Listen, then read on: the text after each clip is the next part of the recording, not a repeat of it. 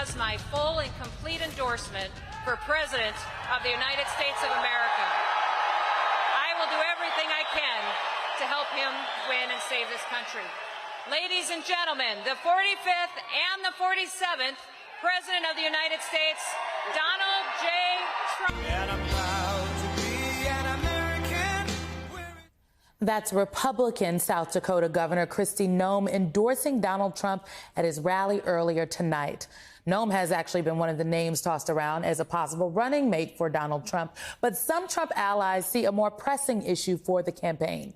They are worried that Trump's lead in Iowa is not built to last, citing Trump's small operation in the state compared to his rivals, whose sources say have built better machinery to find and secure votes.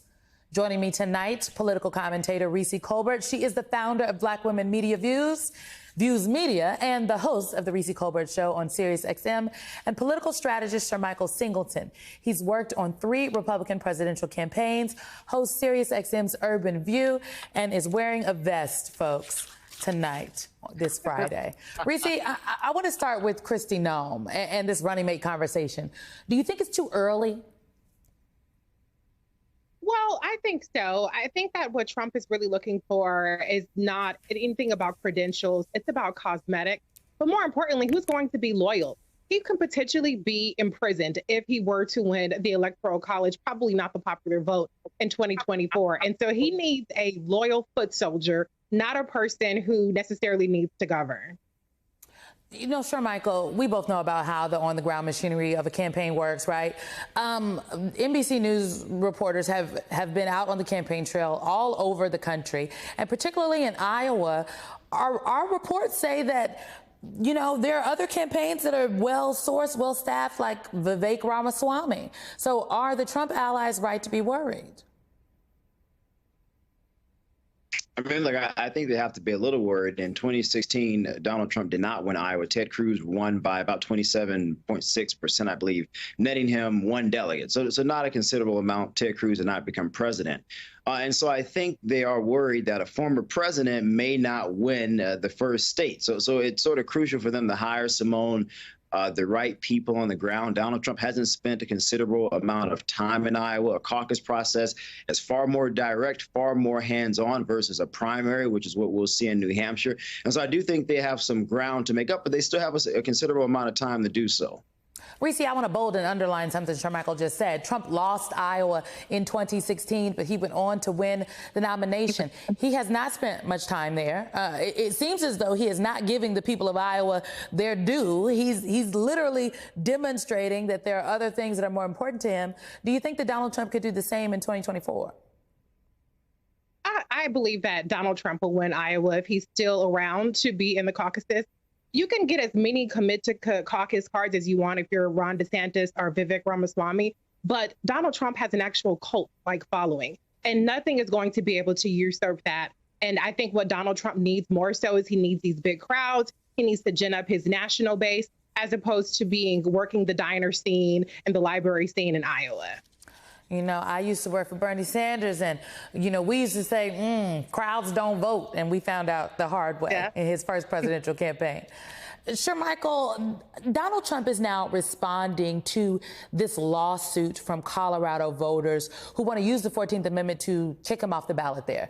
Now, Donald Trump wants this case, it's going to sound familiar, moved to federal court. Put the case part aside. I want to know what you think of these 14th Amendment conversations, and do you think that they're making Donald Trump nervous?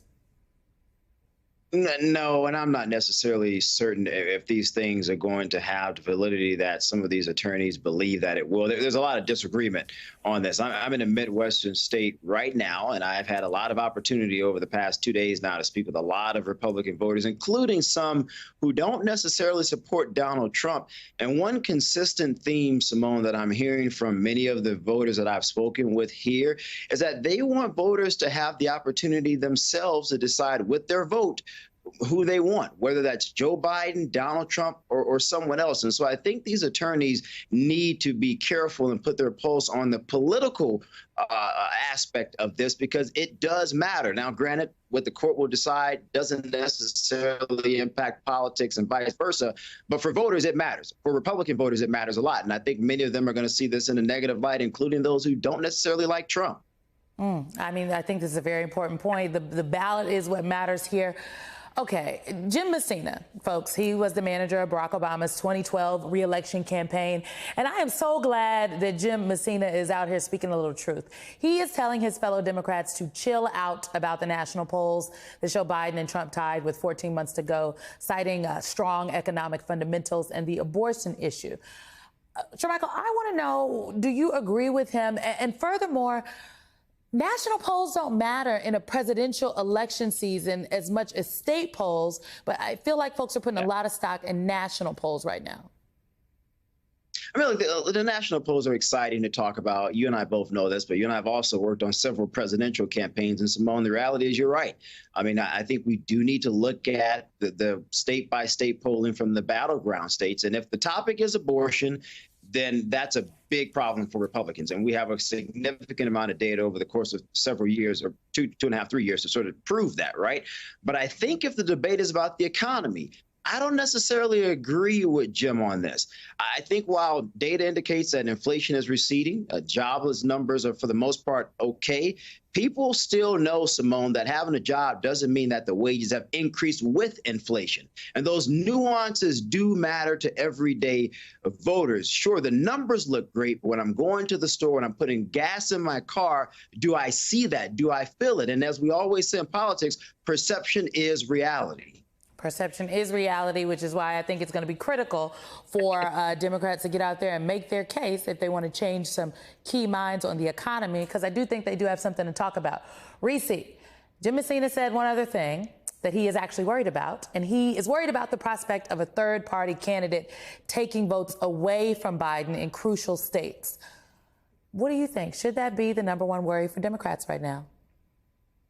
I don't think it should be the number one worry for Democrats. The reality is that, well, because it's true that the Electoral College wins have been very narrow, sometimes tens of thousands of votes. And so obviously, if you do the math, the third party candidates could be seen as spoilers. But the reality is that this is going to be an energize the base election. And so if they cannot energize their base, they're going to have much bigger problems than a couple of thousand votes here and there in these different states. And so to your point, Simone, if they actually get the message out about the real policy wins that this administration has had and that the Democrats have had across the country, as well as the dangers that Republicans face, then we're going to be dealing with a situation where Dr. Cornel West or whoever is not going to be able to move the needle away from the Biden-Harris being reelected again.